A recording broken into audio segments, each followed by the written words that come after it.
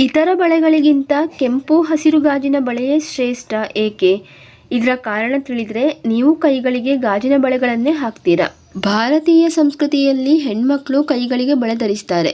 ಅದರಲ್ಲೂ ಗಾಜಿನ ಬಳೆಗಳನ್ನು ಧರಿಸ್ತಾರೆ. ಮದುವೆ, ಸೀಮಂತ ಶಾಸ್ತ್ರಗಳಲ್ಲಿ ಬಳೆಗಳಿಗೆ ತುಂಬಾ ಪ್ರಾಮುಖ್ಯತೆ ನೀಡಲಾಗ್ತದೆ.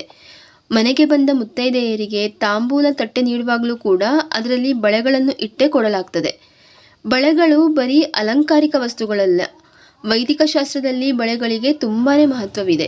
ಕೈಗಳಿಗೆ ಬಳೆಗಳನ್ನು ಧರಿಸುವುದರ ಬಗ್ಗೆ ನಮ್ಮ ಶಾಸ್ತ್ರದಲ್ಲಿ ಏನು ಹೇಳಲಾಗಿದೆ, ಇದರಿಂದ ದೊರೆಯುವ ಪ್ರಯೋಜನಗಳೇನು ಎಂಬುದನ್ನು ಇವತ್ತಿನ ವಿಡಿಯೋದಲ್ಲಿ ತಿಳಿಯೋಣ ಬನ್ನಿ.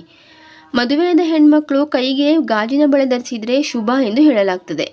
ಕೈಗಳಿಗೆ ಬಳೆ ಧರಿಸದೇ ಇದ್ದರೆ ಋಣಾತ್ಮಕ ಶಕ್ತಿಯನ್ನು ಆಕರ್ಷಿಸುತ್ತದೆ. ಇದರಿಂದ ಗಂಡ ಮಕ್ಕಳಿಗೆ ತೊಂದರೆಯಾಗುವುದು ಎಂಬ ನಂಬಿಕೆಯೂ ಕೂಡ ಇದೆ.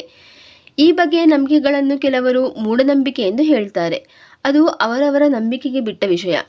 ಇನ್ನು ವೈಜ್ಞಾನಿಕ ದೃಷ್ಟಿಯಿಂದ ನೋಡೋದಾದ್ರೆ ಕೈಬಳೆಗಳು ಮಹಿಳೆಯರ ಆರೋಗ್ಯಕ್ಕೆ ಒಳ್ಳೆಯದಂತೆ. ಆಕ್ಯುಪಂಕ್ಚರ್ನಲ್ಲಿ ನೀವು ನೋಡಿರ್ಬೋದು, ದೇಹದ ಯಾವ ಭಾಗದ ಮೇಲೆ ಒತ್ತಡ ಹಾಕಿದರೆ ಏನು ಪ್ರಯೋಜನ ಸಿಗಲಿದೆ ಎಂದು ಹೇಳಲಾಗ್ತದೆ. ಕೈಬಳೆಗಳು ಮಣಿಗಂಟಿನ ಮೇಲೆ ಒತ್ತಡ ಹಾಕುವುದು, ಇದರಿಂದ ಮಹಿಳೆಯರ ಗರ್ಭದ ಆರೋಗ್ಯಕ್ಕೆ ಒಳ್ಳೆಯದು ಎಂದು ಹೇಳಲಾಗ್ತದೆ. ಅಲ್ಲದೆ ಕೈಬಳೆಗಳ ಶಬ್ದ ಕೇಳಲು ಹಿತವಾಗಿರ್ತದೆ. ಇದರಿಂದ ಮಾನಸಿಕ ಒತ್ತಡ ಕಡಿಮೆಯಾಗ್ತದೆ. ಇನ್ನು ಕೈಗಳಿಗೆ ಬಳೆಗಳನ್ನು ಧರಿಸುವುದರಿಂದ ರಕ್ತ ಸಂಚಾರಕ್ಕೆ ತುಂಬ ಒಳ್ಳೆಯದು.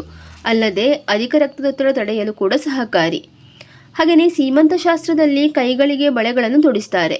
ಅದರ ಹಿಂದಿರೋ ವೈಜ್ಞಾನಿಕ ಕಾರಣವೇನು ಎಂದು ನೋಡೋದಾದರೆ, ಸೀಮಂತ ಶಾಸ್ತ್ರವನ್ನು 7ನೇ ತಿಂಗಳಿಗೆ ಮಾಡಲಾಗ್ತದೆ. ಆವಾಗಷ್ಟೇ ಮಗುವಿನ ಮೆದುಳಿನ ಬೆಳವಣಿಗೆ ಆಗ್ತಾ ಇರ್ತದೆ. ಈ ಸಮಯದಲ್ಲಿ ತಾಯಿ ಧರಿಸಿದ ಕೈಬಳೆಯ ಶಬ್ದ ಮಗುವಿನ ಮೆದುಳಿನ ಬೆಳವಣಿಗೆಗೆ ಸಹಕಾರಿಯಾಗಿದೆ. ಅಲ್ಲದೆ ಗರ್ಭಿಣಿಯರಲ್ಲಿ ಮಾನಸಿಕ ಒತ್ತಡ ಕಡಿಮೆಯಾಗಲು ಸಹಕಾರಿ. ಈ ಕಾರಣಕ್ಕೆ ಸೀಮಂತ ಶಾಸ್ತ್ರದಲ್ಲಿ ಬಳೆ ಹಾಕುವ ಸಂಪ್ರದಾಯವಿದೆ. ಇನ್ನು ಕೈಬಳೆಗಳ ಶಬ್ದ ಗಂಡಿನ ಮನಸ್ಸಿನಲ್ಲಿ ರೊಮ್ಯಾಂಟಿಕ್ ಭಾವನೆಯನ್ನು ಮೂಡಿಸುತ್ತದೆ. ಪತ್ನಿಯ ಕೈಬಳೆ ಶಬ್ದ ಅವನಲ್ಲಿ ಅವಳೆಡೆಗೆ ಆಸಕ್ತಿ ಹೆಚ್ಚುವಂತೆ ಮಾಡುತ್ತದೆ. ಇಬ್ಬರ ನಡುವೆ ಉತ್ತಮ ಬಾಂಧವ್ಯವನ್ನು ಮೂಡಿಸುತ್ತದೆ. ಹಾಗಿದ್ರೆ ಇತರ ಬಳೆಗಳಿಗಿಂತ ಗಾಜಿನ ಬಳೆಯೇ ಶ್ರೇಷ್ಠ ಏಕೆ?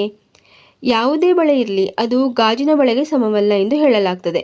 ಏಕೆಂದರೆ ಗಾಜಿನ ಬಳೆ ಋಣಾತ್ಮಕ ಶಕ್ತಿಯನ್ನು ದೂರವಿಟ್ಟು ಧನಾತ್ಮಕ ಶಕ್ತಿಯನ್ನು ಆಕರ್ಷಿಸುತ್ತದೆ.